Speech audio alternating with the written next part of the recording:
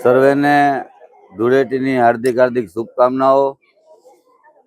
ભગવાન તમારા પરિવારને સુખ સંપત્તિ સમૃદ્ધિ અને મનોકામના તમારી પૂર્ણ કરે એવી પ્રાર્થના।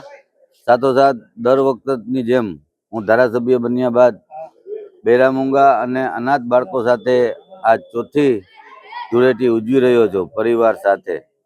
આ બાળકો સાથે જે ધૂળેટી રમીને જે અંદરથી હર્ષ અને ઉલ્લાસ સાથે જે આપણે વર્ણવી ન શકીએ એવી આ ઘટના બનતી હોય છે।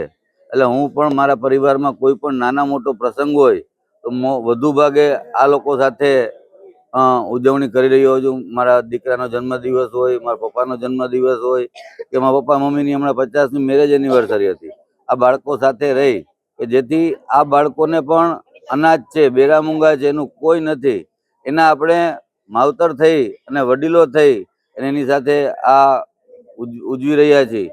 તે માટે ભગવાને પણ મને તક આપી, એ માટે ભગવાનનો પણ હું ખૂબ ખૂબ આભારી છું। વિશેષમાં કંઈ ન કહેતા ફરીથી સૌને ધૂળેટીની હાર્દિક હાર્દિક શુભકામનાઓ।